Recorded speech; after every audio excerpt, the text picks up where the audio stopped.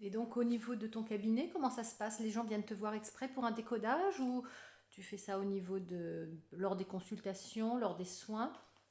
Alors là, j'ai un point de vue qui est assez particulier. C'est-à-dire que quand je fais une recherche comme ça, j'utilise l'ostéopathie, parce que j'ai fait l'ostéopathie avec Viola Freeman et Paul Lemoine.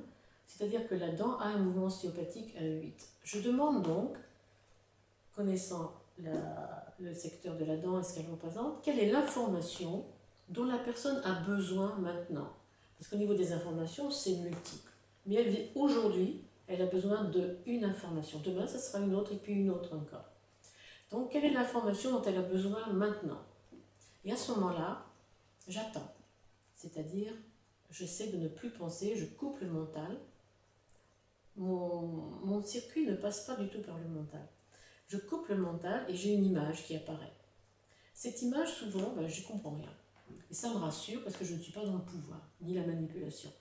Donc je demande à la personne, est-ce que, par exemple, je vais prendre un exemple tout de suite, c'était sur une 6, une molaire du bas à droite, qui correspond à la naissance, et je vois une femme qui a peur de l'eau. Donc je demande à la patiente, est-ce que votre maman a peur de l'eau?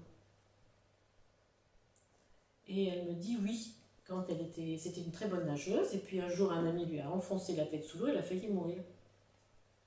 Et comme j'étais sur, bon, je me dis, ça va, l'image que je vois est correcte. Donc je lui dis, comment s'est passée votre naissance, puisque cette 46, cette dent est liée à la naissance. La façon dont la personne, la première fois, va à la fois exister et avoir une individualité, s'incarner. Elle me dit, écoutez, c'est affreux, ma mère m'a pissé. Donc je fais des tas de thérapies pour enlever cette perception que j'ai de ma mère qui m'a pissé. Bon. Comment avez-vous fait ça? Eh bien, c'est en faisant un rebirth dans une piscine. On m'a dit, voilà, ta mère t'a pissé, et voilà. Bon, d'accord. Donc je continue les questions et je lui dis, comment s'est passée votre naissance? Et elle me dit, eh bien, ma mère a perdu les os d'un seul coup.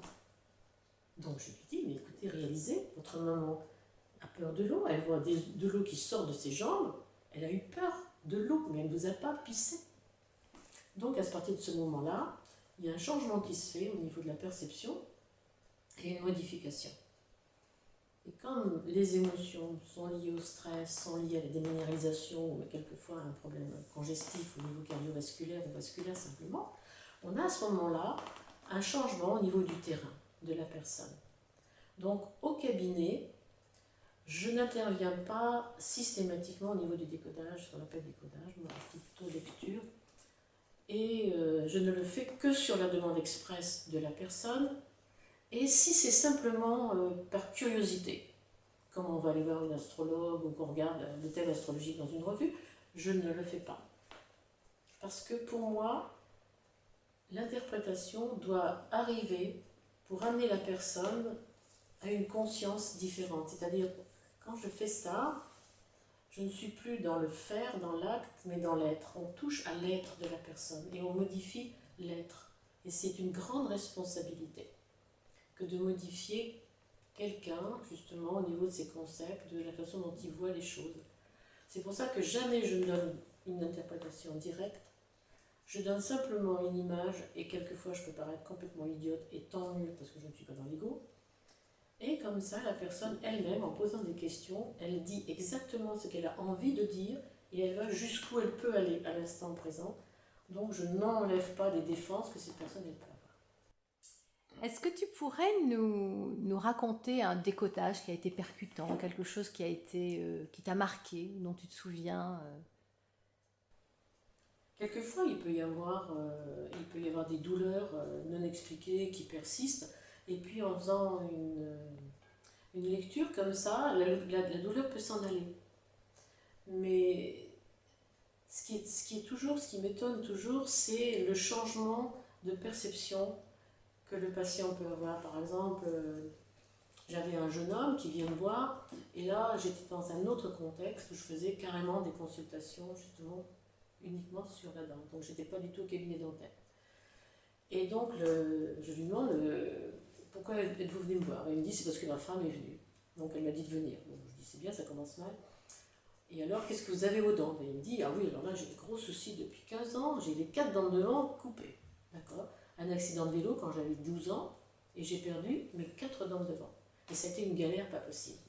Parce que ça tenait pas, ça tombait, j'ai eu des tas de systèmes et rien ne marchait. Et à chaque fois, comme je suis dans le commercial, je souffrais énormément, à tous les niveaux. Pour manger, pour sourire, pour parler, enfin, j'ai eu un véritable calvaire. Donc là, je fais ma technique, c'est-à-dire je mets les doigts sur la dent, j'attends le mouvement ostéopathique. Quand il vient, ça veut dire que l'image que j'ai perçue est exacte, donc je donne mon image. Et je lui dis, à 12 ans, qu'est-ce que vous faisiez à 12 ans? Eh bien, il me dit, j'étais en colonie de vacances et c'est là où je me suis cassé les dents.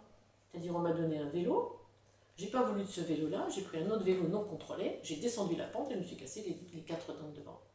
D'accord.